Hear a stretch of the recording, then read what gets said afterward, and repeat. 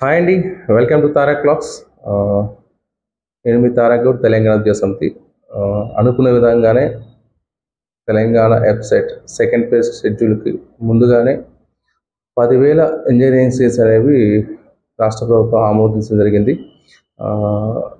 సంతోషించాల్సిన విషయం ఏంటంటే దీంట్లో మోస్ట్లీ సిఎస్సి రిలేటెడ్ కోర్సులు, అందులో తట్టు టాప్ కాలేజ్లో రావడం పిల్లలకు, విద్యార్థులు, తల్లిదండ్రులకు చాలా శుభవార్త.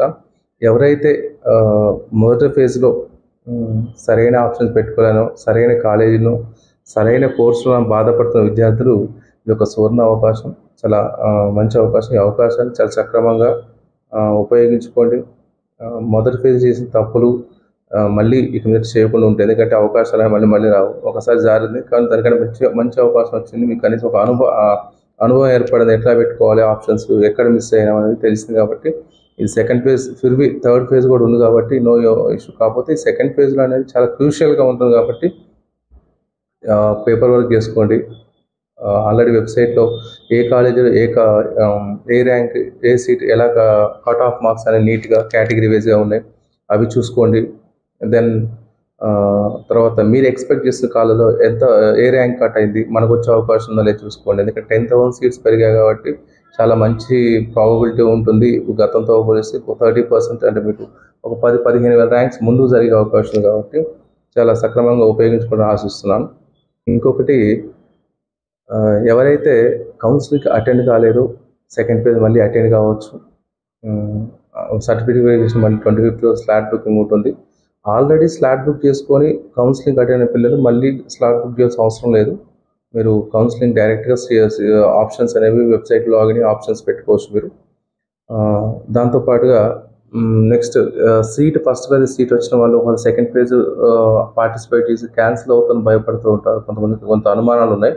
సో సెకండ్ ఫేజ్ పార్టిసిపేట్ చేయడం వల్ల మనకు ఫస్ట్ ఫేజ్లో వచ్చిన సీట్ ఏదైతే ఉందో దానికన్నా మెరుగైన కాలేజీ పెట్టుకొని మెరుగైన కోర్సెస్ సెలెక్ట్ చేసుకోండి. అందులో సీట్ వస్తే ఇది డిఫాల్ట్గా అక్కడికి వెళ్ళిపోతుంది. ఒకవేళ మనం పెట్టుకున్న టాప్ కాలేజ్ పెట్టుకుంటాము సెకండ్ ఫేజ్లో, పెట్టుకున్నప్పుడు అందులో రాకుంటే ఈ సీట్ ఇలా ఉంటుంది. ఎప్పుడైతే మన కాలేజీకి సంబంధించిన ఫీజు కట్టి సెల్ఫ్ రిపోర్ట్ చేసిన వాళ్ళకి మాత్రమే సీట్ రిజర్వ్ ఉంటుంది.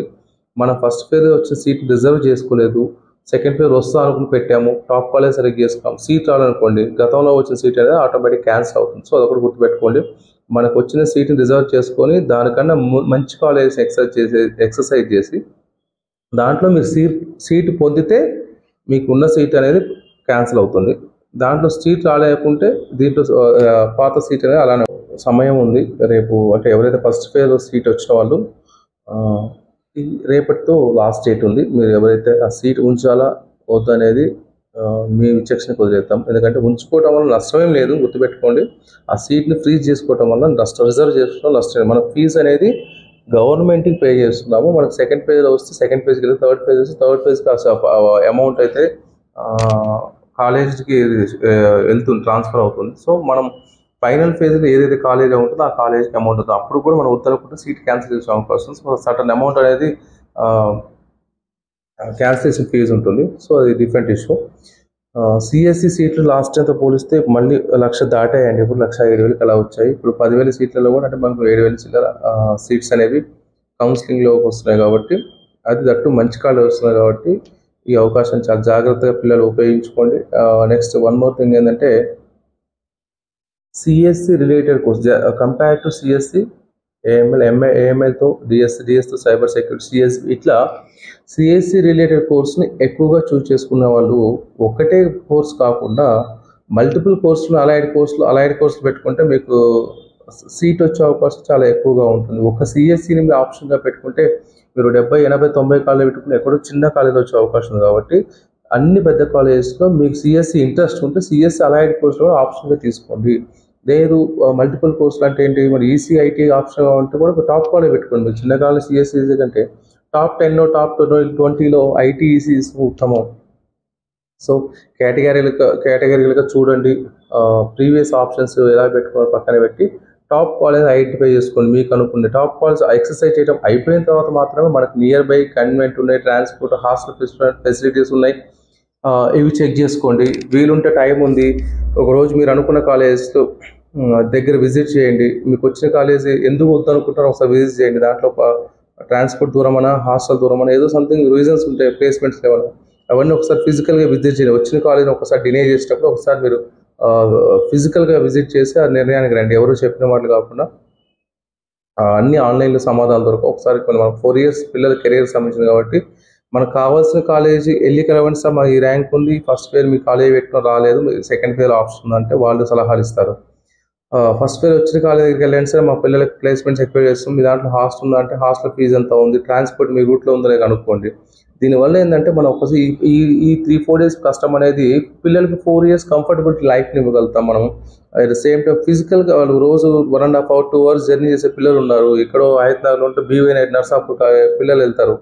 సో 2 గంటల జర్నీ, 4 గంటల జర్నీ, వాళ్ళు వచ్చేది ఎప్పుడు, ప్రిపేర్ అయ్యేది ఎప్పుడు, టైర్డ్ అయిపోతారు. సో అది ఆలోచించండి. పిల్లలకి కొంచెం కన్వీనియంట్ని క్రియేట్ చేయండి.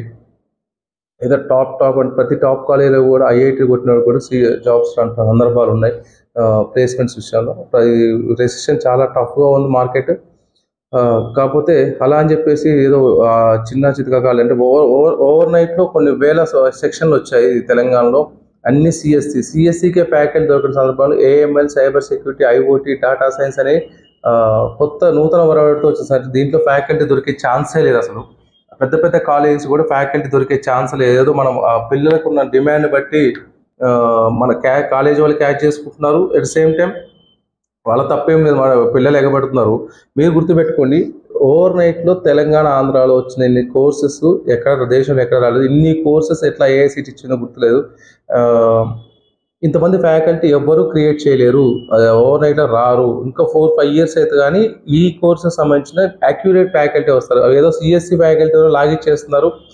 చిన్న కాలేజ్ గురించి అడగాల్సిన అవసరం లేదు. మీరు ఏదో సిఎస్సి వచ్చిందని చెప్పేసి ఏది లేని కాలేజీలు జాయిన్ చేయించకండి. మినిమం అఫోర్డ్ చేసే కాలేజీలు, నెల నెల జీతాలు ఇచ్చే కాలేజీలు కొన్నే ఉన్న రాష్ట్రంలో, అలాంటి వాళ్ళే అఫోర్డ్ చేయగలుగుతారు ఆ ఫ్యాకల్టీ రన్ చేయడానికి.